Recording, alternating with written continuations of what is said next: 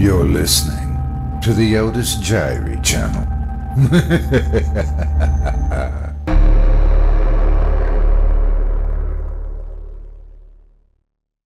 The Argentinian Incident by TIAGO Lopes, performed by Otis Jiry.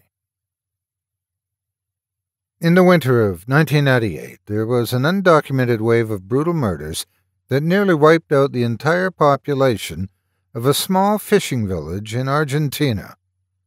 All evidence of the incident was swiftly swept under the rug by the local authorities, which then proceeded to set up massive roadblocks around Temacun, preventing anyone from getting near the site of the murders. Media coverage of the police's suspicious actions was minimal, with most newspapers and local news channels labeling it as a large-scale evacuation on account of a fictitious fire hazard. The most bizarre part of the whole affair, however, was that after gathering the village's handful of survivors, government officials decided to unceremoniously institutionalize them in different high-security psychiatric wards scattered throughout the country. The reason behind these seemingly unwarranted institutionalizations was never made public knowledge, but despite the Argentinian government's best efforts, rumors of the murders spread like wildfire across all of South America. 2 years later, an amateur film crew from Buenos Aires traveled to Temacun, their objective to shoot a found-footage documentary regarding the incident. "We want to film it like the Blair Witch Project," disclosed Gabriela del Carmo, the project's director of photography. Blair Witch had come out the year before, and everybody was still raving about it. We wanted to do something similar but scarier, creepier, with more blood and sinister interviews. Obviously, we had no idea what we were about to get ourselves into. Upon arriving at the remote fishing village, the crew wasn't surprised to find it completely abandoned. What they weren't expecting, however, was to discover that most of the buildings had been deliberately burned down. "You couldn't tell that it hadn't been an accident," said the projector's first assistant director, Rodrigo Elias, and that really shocked us, finding out that the cops had deliberately torched the place. Of course, once we started piecing together what really happened down there, it made sense. Hell, I'm surprised it took them that long to do it. With most of the survivors locked away, the crew was forced to travel to the neighboring towns and hamlets in search for more information. These weren't very successful trips. "No one wanted to talk about it," said Angelico de Sousa, one of the project's executive producers. "Everyone was too scared to do it. The second we mentioned Temacun, they would shut their doors in our faces. Literally. It was as if it was illegal to talk about what happened. As if they knew someone was listening. We never spent more than a night in those strange little towns. The townsfolk would always throw us out in the next morning. And every time they did it, it felt like they were doing us a favor, as if it was for our own good." After briefly returning to the ruins of Temacun to shoot the final landscape shots for the doc, the crew spent the next few months pinpointing the psychiatric wards where the village's survivors had been unwillingly admitted. Even though they knew these were strict institutions that wouldn't let a camera near any of its patients, they had hoped to track down former staff members that could shed some light on the events that had transpired during the winter of '98. Much like their previous experience, the crew had a hard time finding someone willing to talk about the murders. "We knew it was a long shot from the moment Diego suggested it," recalled screenwriter Salvador Moreno, "but we were short of any other alternatives. We had no way of reaching out to the survivors, and the cops sure as hell wouldn't talk to us. Unless we wanted to go full fiction on the film, we needed to interview someone who was either related to the murders or who had had contact with someone who was.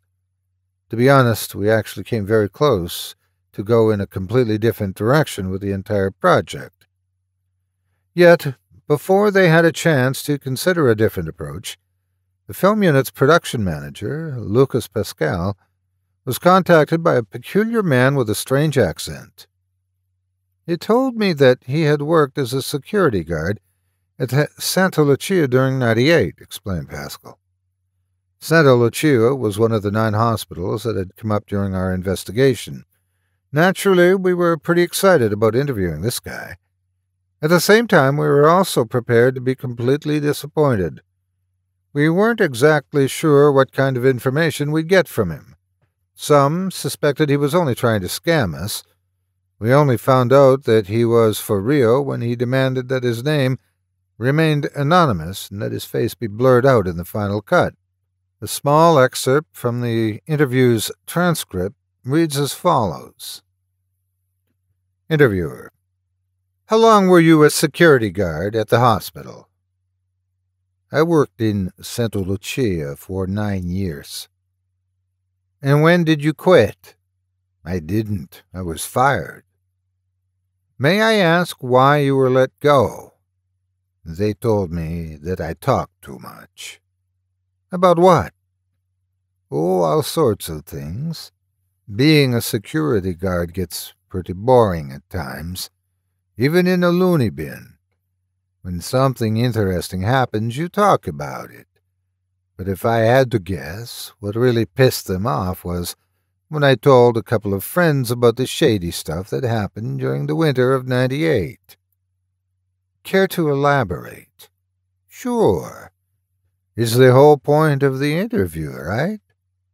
I guess it all started when the police brought in this crazy old drunk from down south. The guy looked like your run-of-the-mill nut right off the bat. 2 cops had to literally drag him, kicking and screaming, inside the hospital. I didn't think much of it. I'd seen it 1,000 times. But then something weird happened. Go on.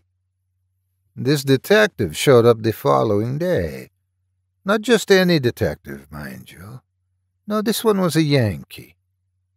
I'd never seen this kind before, except maybe in the movies. Looked like a real hard-ass, too, all dressed up and sharp-looking. Even wore a hat, but there was something strange about his eyes, you know? Blue and hollow. I don't think I had ever seen eyes like that before. What was he doing there? He wanted to ask the old drunk a few questions, in private. They even got a room just for them. After 5 minutes, though, the crazy old bastard started screaming like I had never heard a grown man scream before.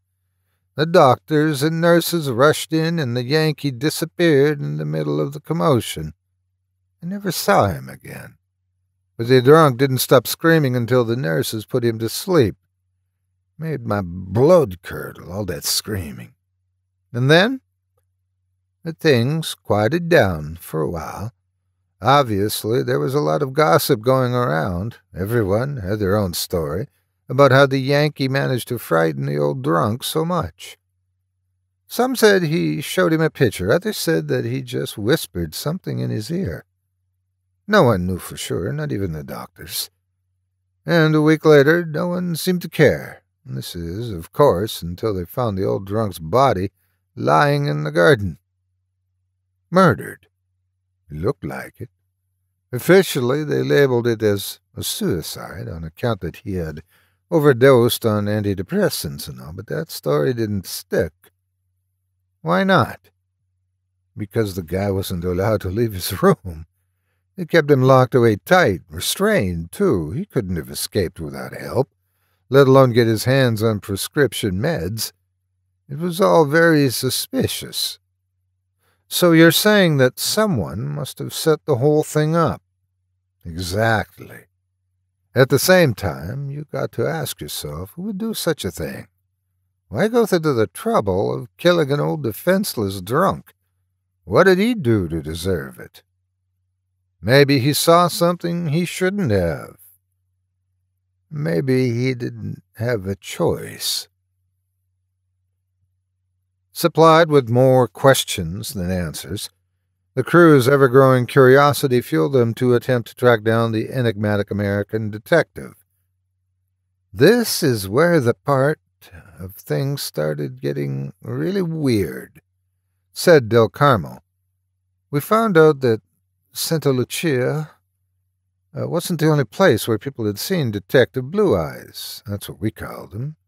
Anyway, our sources confirmed that this guy had been seen all over the country, and he wasn't alone. It turned out that a whole army of Yankees in black suits had come over from the States. We knew we were definitely on to something. That's around the time Paz Vega escaped from Coronel Martin. The psychiatric hospital of Coronel Martin was one of the most infamous military hospitals in South America. Every time a patient managed to successfully escape, the story made national headlines. Paz Vega's flight was no different. Being the only teenager who survived the murders in Temacan, Vega's escape became one of the most talked about subjects in Argentina. The media made her look like some kind of dangerous madwoman, recalled Moreno, like she was out for blood or something. It was all very hard to swallow, but the police sure was desperate to find her. I had never seen so many cops out on the street. We tried to track her down too, but it was useless. We didn't have enough resources or the manpower. After a few weeks, though, the whole thing died down. The cops never found her. Without any more leads or cooperative interviewees, the crew decided to shift their focus toward the past history of Temacan. What they uncovered was nothing short of disturbing. We found out the place was some kind of haven for pagan rituals and devil worship, revealed De Sosa. Freaks from all over the world would go there to offer sacrifices to their weird gods. There were also strange reports of a secret society of cannibals. All sorts of creepy stuff. After we found that out, a lot of guys decided it was time to jump ship, myself included.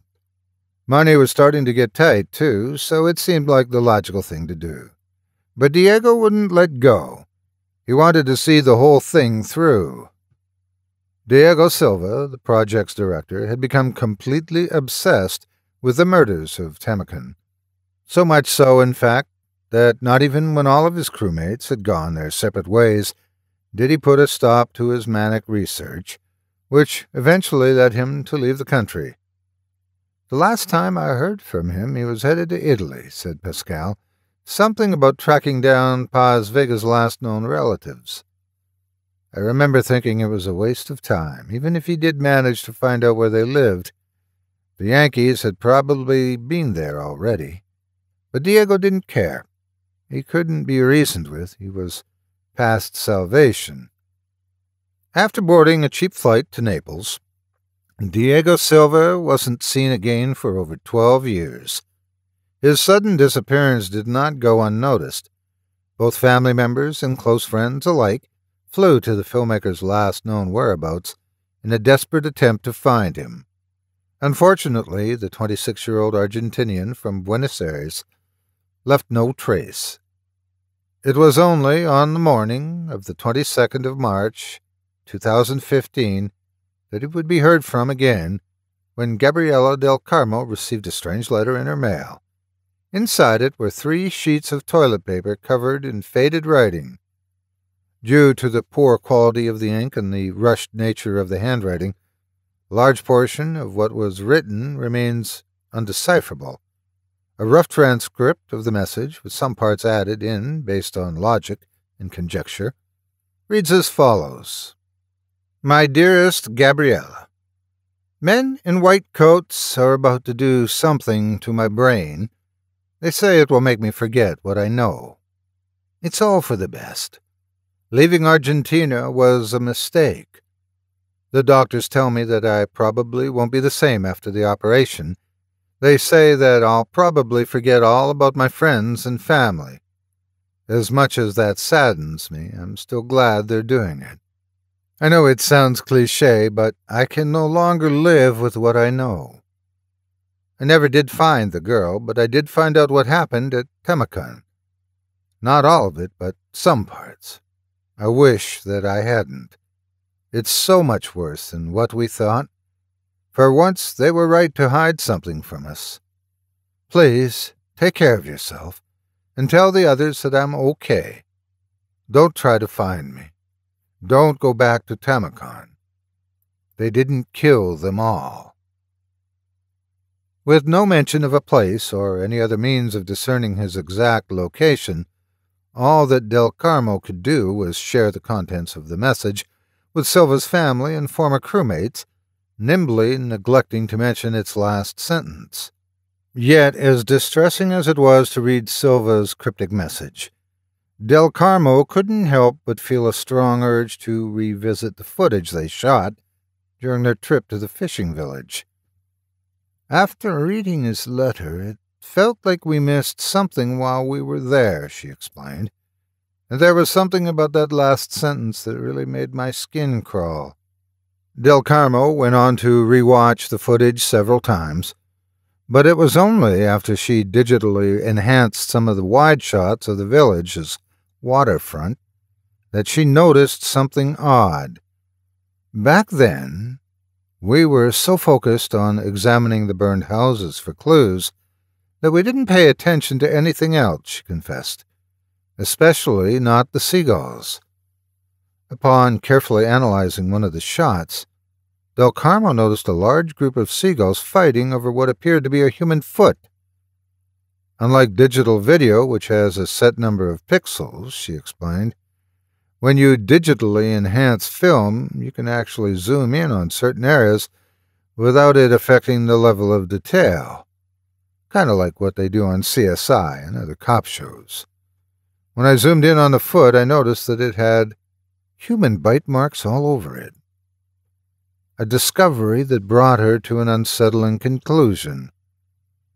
Whatever happened to those villagers back in '98, I think it's safe to assume that they weren't just murdered, they were eaten, too. After her interview, Del Carmo agreed to provide a copy of the digitally enhanced shot so that it could be further examined by experts. Before she had a chance to do so, however, our sources report that she went missing after receiving a visit from a well-dressed man with pale blue eyes and a North American accent. Thank you so much for taking time out of your day to listen to this story in its entirety. If you enjoy what you hear and what I do and would like to support me and my efforts, visit my Patreon page at patreon.com/Otis Jiry. If you haven't yet, please hit the like button and subscribe today, and share this video with everyone on your social media. It helps more than you could ever imagine. Again, thank you for listening and have a great day. God bless you.